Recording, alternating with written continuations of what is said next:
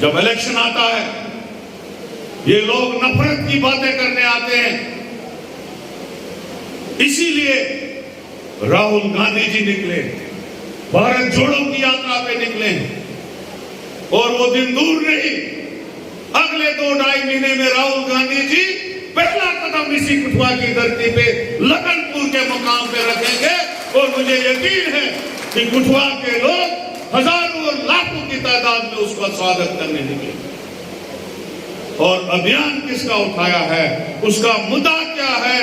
मुद्दा यह है कि बीजेपी ने जो नफरत का जहर लोगों में भरा है, क्योंकि उनको अडानी और अंबानी को अमीर बनाना था, जो उनके करोड़पति भाई है उनको अमीर बनाना था, गरीबों को खत्म करना था। आज उनके कर्जे माफ हो रहे, किसी गरीब का कर्जा माफ नहीं हो रहा है। उस नफरत को खत्म करने के लिए राहुल गांधी निकली। जब वो नफरत खत्म होगी तब लोग रोजगार ढूंढेंगे, तब लोग डेवलपमेंट ढूंढेंगे, तब लोग सस्ता खुराक ढूंढेंगे, तब लोग सब्जी ढूंढेंगे, तब लोग सस्ता तेल ढूंढेंगे, तब लोग जो है चमकता हुआ हिंदुस्तान ढूंढेंगे। बेरोजगारी के बगैर हिंदुस्तान ढूंढेंगे, महंगाई के बगैर हिंदुस्तान ढूंढेंगे। जब नफरत खत्म हो जाएगी और उस नफरत को खत्म करने के लिए राहुल गांधी जी निकले। और दूसरा, बेरोजगारी को खत्म करने के लिए, महंगाई को खत्म करने के लिए भारत जोड़ो यात्रा के 3 ही नारे हैं। इन 3 नारों को लेके चले हैं। आपने देखा तीसरी स्टेट में 1 महीने से चल रहे हैं। राहुल गांधी जी को किस चीज की कमी थी?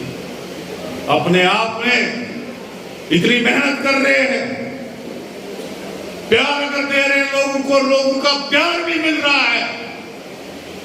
हिंदुस्तान के गरीब जनता के लिए बात कर, बेरोजगारों के लिए निकले हैं, गरीबों के लिए निकले हैं, महंगाई को खत्म करने के लिए निकले हैं और हिंदुस्तान को दोबारा मजबूत बनाने के लिए निकले। जब राहुल गांधी जी कठुआ में आएंगे, मुझे इंशाल्लाह पूरा यकीन है कि उसका जबरदस्त स्वागत होगा। इससे 100 गुना लोग उसके साथ चलने चाहिए और ऐसी खतरनाक एंट्री होनी चाहिए, ऐसी जबरदस्त एंट्री होनी चाहिए जम्मू कश्मीर में कि बीजेपी को राहुल गांधी जी की भारत जोड़ो का सैलाब जो है अपने साथ बहा ले जाना चाहिए और यहां से बीजेपी नेस्त नाबूद हो जानी चाहिए।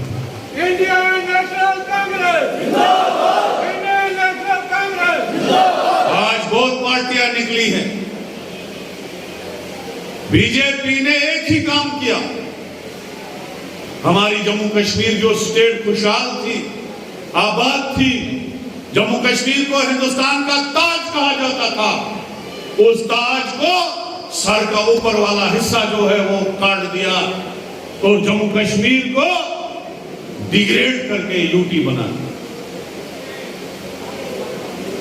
और आज लोगों की सुनवाई नहीं हो रही। आज सेक्रेटरीट जाओ, सन्नाटा होता है, कोई ऑफिसर किसी का दरवाजा नहीं खोलता है, लोग 9 साल से परेशान। जब बीजेपी को बोलेंगे कि भैया डेली वेजर सड़क पे है, इसको परमानेंट करो, मनरेगा का एम्प्लॉय जो है वो परमानेंट करने की बातें करता है, उसको परमानेंट करो। एनआरएचएम के मुलाजिम दरबदर है, आंगनवाड़ी वाले दरबदर हैं, एनवाईसी वाले दरबदर हैं, रेबर खेल वाले दरबदर हैं, एसडीएफ में जो लोग लगे थे वो दरबदर हैं, कैजुअल लेबर दरबदर हैं। तो तब बोलते हैं जब हमारी सरकार आएगी तब हम आपको परमानेंट करेंगे। अरे भैया 2014 से तुम 9वां साल चढ़ गया तुमको सरकार में, कौन सी सरकार आएगी अब तुम्हारी कि तुम डेली वेजरों को परमानेंट करोगे, तुम बड़े लिखे नौजवानों को रोजगार दोगे। और मुझे यकीन है कि जम्मू कश्मीर की जो सरकार है, जो लोग हैं यहाँ के, जम्मू कश्मीर के जो लोग हैं, चाहे वो कठुआ डिस्ट्रिक्ट के लोग हैं, चाहे पुलिस के हो, चाहे कुपवाड़ा के हो, चाहे कश्मीर के एक एक डिस्ट्रिक्ट के हो, चुनाव रैली के हो, मुझे यकीन है इस बार बीजेपी को घसीट के बाहर फेंक देंगे। जैसे दूध में मक्खी निकालते हैं वैसे इनको इक़्तिदार से बाहर निकालेंगे, क्योंकि 9 साल काफी होते हैं आजमाने के लिए। हमने 9 साल बीजेपी को आजमाया। आज एलजी तुम्हारा, होम मिनिस्टर तुम्हारा, प्राइम मिनिस्टर तुम्हारा, गवर्नमेंट तुम्हारी, एडमिनिस्ट्रेशन तुम्हारी। अगर तुम 9 साल नहीं काम कर सकोगे, आगे कौन सी सरकार तुमको लोग देंगे जिसका आप आगे दावा कर रहे हो? अब लोग तंग आ चुके हैं सरकार से और खाली इन्होंने पार्टियां बनाने का काम किया है। पहले कश्मीर में बीजेपी की एबी टीम बनाई और अब जम्मू में आजाद कांग्रेस के नाम से तीसरी टीम बनाई, जिसकी शहादत कल अमित शाह जी ने कहा कि 50 साल गुलाम नबी आजाद, 50 साल गुलाम नबी आजाद कांग्रेस में रहा, 50 साल गुलाम नबी आजाद कांग्रेस में रहा, चीफ मिनिस्टर रहा। जो बीजेपी से बाहर, वो मेला, जो बीजेपी का सपोर्टर, उसको वो वॉशिंग मशीन में डाल के साफ सुथरा निकालते हैं। जैसे कल अमित शाह जी ने कहा कि गुलाम नबी आजाद जो है इन 3 फैमिलियों से नहीं बिलोंग करता।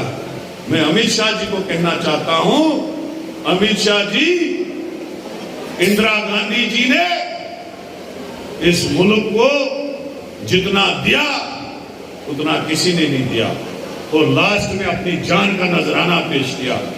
राजीव गांधी जी ने, अगर आज पंचायती राज की तुम बात कर रहे हो, कहते हो 30,000 इलेक्टेड लोग हैं इस रियासत में, वो इलेक्टेड सिस्टम अगर किसी ने दिया वो राजीव जी ने दिया और बाद में अपनी जान का नजराना इस मुल्क के लिए पेश किया।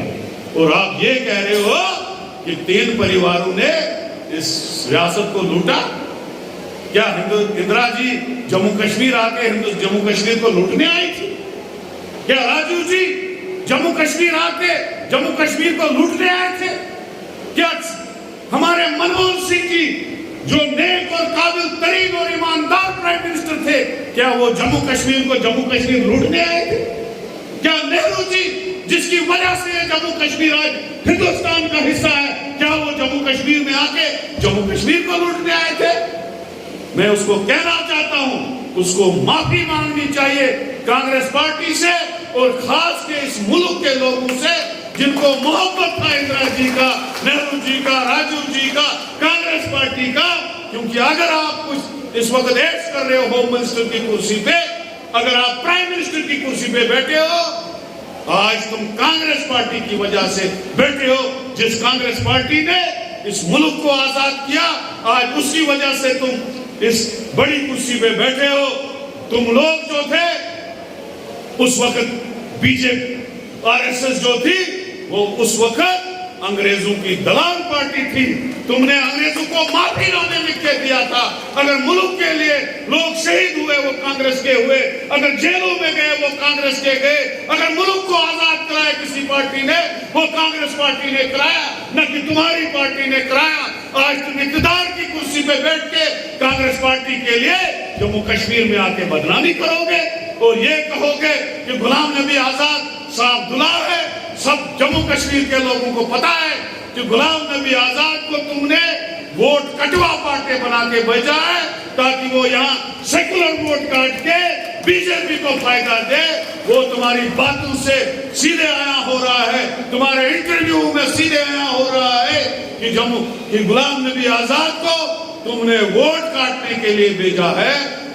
तभी तुमने उसको अवार्ड दे के रो के रुतबा बनाया और उसके बाद जम्मू कश्मीर भेजा और जम्मू कश्मीर में आके तुम लोग इंटरव्यू में बोल रहे हो कि वो जी सबसे साफ सुथरा है, आया है, इलेक्शन लड़ने का सबको हक है ताकि वो सेकुलर लोगों का वोट काटे और तुमको उसका फायदा आए। लेकिन मुझे यकीन है कि जम्मू कश्मीर के लोग इतने बेवकूफ नहीं है कि जिन पार्टियों को आप भेजोगे सेकुलर वोट को काटने के लिए, मुझे यकीन है कि उस पार्टी को आप जम्मू कश्मीर में वोट नहीं दोगे। इंशाल्लाह कांग्रेस जिंदा थी, जिंदा है, जिंदा रहेगी और इसको आगे बढ़ाने की हम पूरी कोशिश करेंगे। रमन भल्ला जी, मैं मनोज यादव जी के साथ, डिस्ट्रिक्ट प्रेसिडेंट के साथ, इंडियन नेशनल कांग्रेस, तमाम लोगों के साथ हम पूरे एक एक गांव में जाएंगे। यहाँ काजल जी ने कहा बनी की दावत दी, मैं काजल जी को कहना चाहता हूँ, मैं पहाड़ी आदमी हूँ, बनी के एक एक डोक तक पहुंच जाऊंगा, बिसौली के एक एक डोक तक पहुंच जाऊंगा, लेकिन बीजेपी को हम उखाड़ के फेंक देंगे ताकि कुटवा की 6 की 6 सीटें जो है कांग्रेस में आ जाए और यहाँ जो है कांग्रेस की सरकार बने। तो मैं इन्हीं अल्फाज से आप सबसे इजाजत लेऊंगा। थैंक यू, धन्यवाद। जय हिंद, जय भारत, खुदा हाफिज।